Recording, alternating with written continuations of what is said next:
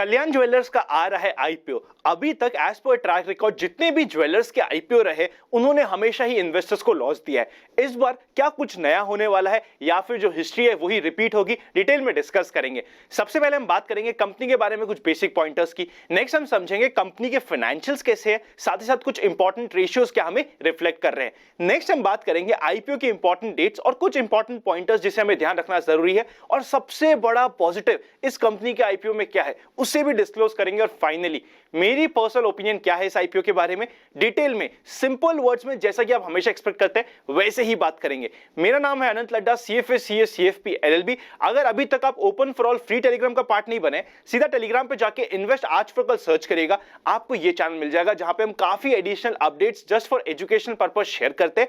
काफी सारे fraud channel है, उससे बच के रहिएगा। ओरिजिनल पे आपको 1 लाख से ज्यादा मेंबर्स पार्ट मिल जाएंगे। चलिए शुरू करते हैं आज का आईपीओ रिव्यू।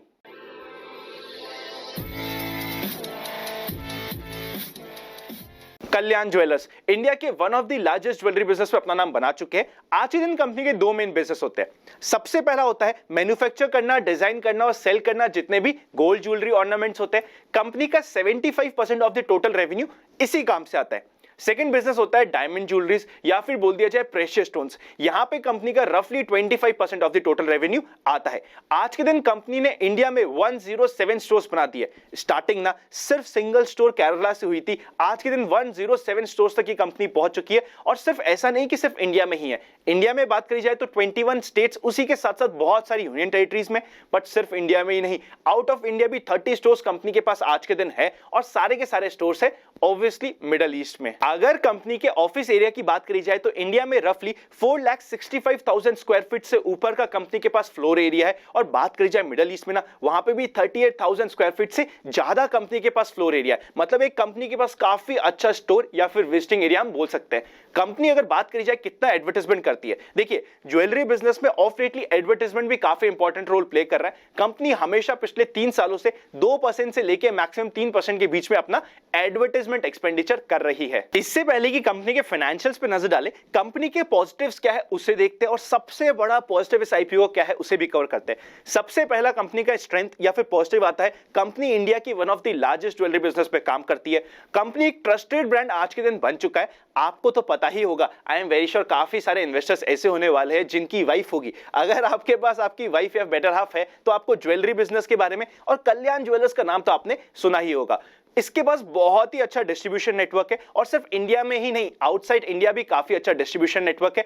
बहुत अच्छी ऑफरिंग्स है, बहुत वैरायटी ऑफ प्रोडक्ट्स है। सिर्फ ऐसा नहीं कि गोल्ड ज्वेलरी, डायमंड भी, प्रेशियस स्टोन्स में भी कंपनी काम कर रही है। प्रमोटर्स और मैनेजर्स काफी अच्छे हैं।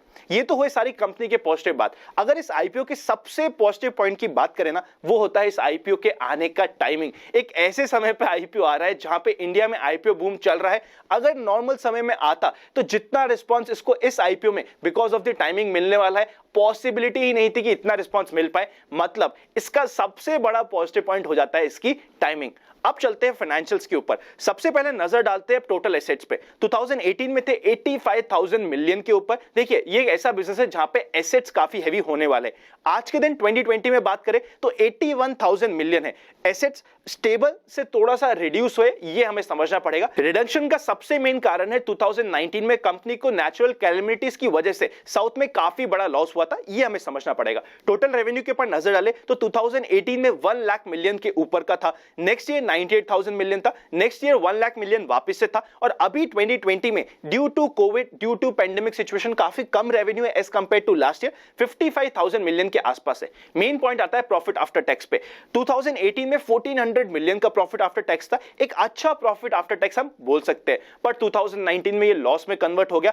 48 मिलियन के आसपास का लॉस था, रफली अराउंड 5 करोड़ का लॉस। इसका मेन कारण यह था साउथ में जो नेचुरल कैलेमिटीज आई थी उसकी वजह से कंपनी को काफी मेजर लॉस हुआ था। 2020 में बात करें तो अगेन 1400 मिलियन तक पहुंच गया था वापस से। 2021 मतलब अभी जो फाइनेंशियल ईयर चल रहा है उसके पहले 9 महीने में कंपनी को ऑलमोस्ट 800 मिलियन मतलब 80 करोड़ का लॉस कंपनी को मिल रहा है। इसका मेन कारण है पेंडेमिक, कोविड ऑब्वियसली। उसी के साथ साथ कंपनी ने रिसेंटली अपने मिडिल स्ट्रीट ऑपरेशंस के काफी ज्यादा अमाउंट, एक हैवी अमाउंट को राइट ऑफ भी किया, ये हमें समझना पड़ेगा। अब कुछ इंपॉर्टेंट रेशियोज पे नजर डालते हैं। सबसे पहले ईपीएस की बात करें तो लास्ट 3 इयर्स के एवरेज के हिसाब से 0.98 का ईपीएस है, जो काफी कम होता है। रिटर्न ऑन नेटवर्थ 4.46 का वापस से काफी कम है। पी रेशियो की बात करें ना, देखिए इस साल तो लॉस हो रहा है, तो इस साल का पी रेशियो के हिसाब से हम अगर कैलकुलेट करेंगे तो नेगेटिव होगा, पर 2020 प्रीवियस ईयर की भी बात करें उसके हिसाब से भी 63 का पी रेशियो के ऊपर ये कंपनी लिस्ट होने की कोशिश कर रही है, जो कंपैरेटिवली काफी हाई वैल्यूएशन की तरफ हमें इंडिकेट करता है। अगर हम ऑफर डॉक्यूमेंट्स को क्लोजली देखेंगे ना, तो कंपनी ने कोशिश करी है अपने आप को कंपेयर करने की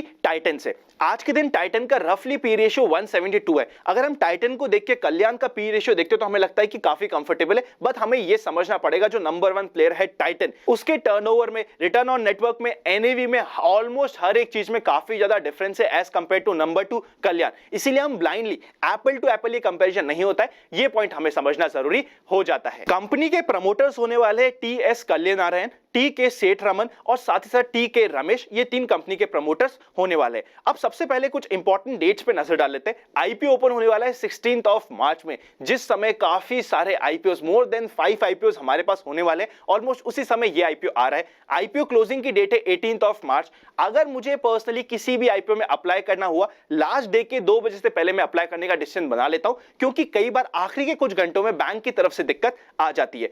अलॉटमेंट डिसाइड होगा 23rd ऑफ मार्च को, हमें शेयर्स मिलेंगे 25th ऑफ मार्च को और रिफंड स्टार्ट हो जाएगा 24th ऑफ मार्च को। कई बार रिफंड मिलने में 2 से 3 दिन लग जाते हैं, ये हमें समझना पॉइंट हो जाता है। और लिस्टिंग होने वाली है 26th ऑफ मार्च को। एक लॉट की बात करें तो 172 शेयर्स का एक लॉट होगा, 14,964 रुपीस का एक लॉट होने वाला है। एक लॉट से ज्यादा अप्लाई करने का तो सवाल ही नहीं उठता। ये आईपीओ भी अगेन ओवर सब्सक्राइब होने की एटलीस्ट रिटेल कैटेगरी में पूरी पॉसिबिलिटीज बन जाती है। अगर प्रमोटर्स की होल्डिंग की बात करें तो 67% के ऊपर की होल्डिंग है प्री आईपीओ, पोस्ट आईपीओ 60.53% की होल्डिंग रहने वाली है। टोटल आईपीओ का साइज कंपैरेटिवली थोड़ा सा बड़ा है, 1175 करोड़ का, जिसमें से फ्रेश इशू होने वाला है 800 करोड़ का, ऑफर फॉर सेल है 375 करोड़ का।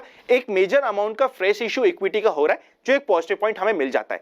आईपीओ की प्राइस की बात करें तो 86 से 87 आईपीओ का प्राइस बैंड है। मुझे पर्सनली कभी भी किसी भी आईपीओ में अप्लाई करना हुआ तो मैं हमेशा यूज करता हूं कट ऑफ प्राइस।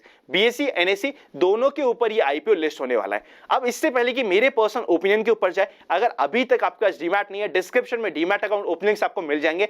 वैसे भी बहुत सारे आईपीओ आने वाले। अगर आईपीओ में हमें हमारे अलॉटमेंट के चांसेस बढ़ाने हैं ना, सिर्फ एक तरीका होता है कि हमारे पास डीमैट अपने हर एक फैमिली मेंबर के नाम से होना कंपलसरी हो जाता है। उसी के साथ साथ प्राइवेट चैनल पर जुड़ने का प्रोसेस भी आपको डिस्क्रिप्शन में मिलेगा।